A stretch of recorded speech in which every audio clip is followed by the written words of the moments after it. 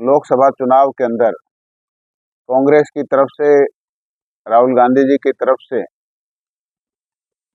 जनसभाओं के अंदर जो संविधान की कॉपी लेकर, किताब लेकर के ये प्रचार करते थे कि भाई अगर भारतीय जनता पार्टी की सरकार आ गई तो ये आरक्षण खत्म कर देंगे, संविधान बदल देंगे।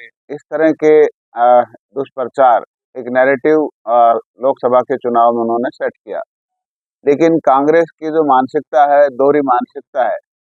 विदेश में जाकर के राहुल गांधी जी कहते हैं कि हमारी सरकार आई तो हम आरक्षण खत्म कर देंगे, आरक्षण की कोई जरूरत नहीं है। तो ये आप समझ सकते हो कि कांग्रेस की जो एक मानसिकता है वो किस तरह की मानसिकता है। और दूसरी तरफ जो दलितों के ऊपर जो अत्याचार की बात ये करते रहते हैं। अभी आपने देखा होगा कि शैलजा जी के बारे में भी जो जाति के जातिवाचक सूचक कहे और उनके बारे में एक जाति के ऊपर प्रहार किया गया।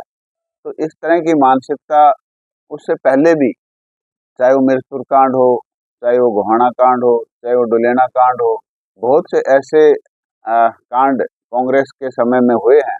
लेकिन भारतीय जनता पार्टी के पिछले 10 साल से प्रदेश के अंदर सरकार है और इस 10 साल के अंदर ऐसा कोई भी कांड नहीं हुआ।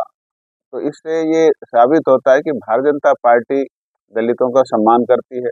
और कांग्रेस के टाइम में तो आपने भी देखा होगा कि अशोक तंवर जी, जो कि कांग्रेस के प्रदेश अध्यक्ष भी रहे, और उनके साथ भी मारपीट की, गाली गलौज किया, उनका भी अपमान किया। और जहाँ तक बाबा साहब की ये बात करते हैं, बाबा साहब किस जितने भी दल हैं, चाहे कोई राजनीतिक दल हो, सब लोग फोटोएं तो लगाते हैं, लेकिन उनका मान सम्मान किसने किया ये भी सोचने की बात है। भारतीय जनता पार्टी ने बाबा साहब को भारत रत्न दिलवाने का काम किया। वीपी सिंह जी की सरकार में भारतीय जनता पार्टी के सहयोग से बाबा साहब को भारत रत्न मिला। उसके बाद बाबा साहब के जितने भी 5 तीर्थ स्थान हैं, उनका रेनोवेशन करने का काम भारतीय जनता पार्टी ने किया। संविधान दिवस के रूप में बाबा साहब को याद किया जाता है। और कांग्रेस ने जितना अपमान बाबा साहब का किया, मेरे ख्याल से किसी ने नहीं किया होगा। जब देश आज़ाद हुआ और उसके बाद बाबा साहब ने संविधान भी बनाया, और जब चुनाव हुआ 1951 के अंदर, तो कांग्रेस ने बाबा साहब को हराने का काम किया। जवाहरलाल जी ने उनके खिलाफ प्रचार प्रसार किया और उनको हराने का काम किया। तो ये एक जो कांग्रेस की जो एक मानसिकता है कि हम सिर्फ वोट तो ले लें इनके नाम पर, लेकिन उनका मान सम्मान ना करें।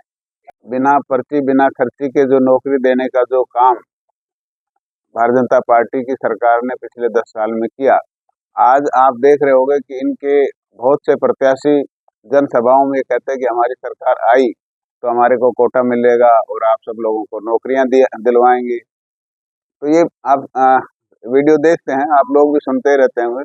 तो एक ऐसी मानसिकता जो एक ट्रांसपेरेंसी भारतीय जनता पार्टी की सरकार ने सेट की है, उसको भी ये खराब करने का प्रयास कर रहे हैं कि आगे आएगी तो मेरिट मोरिट कुछ नहीं, जो हमारा कार्यकर्ता होगा उसको ही नौकरी दी जाएगी।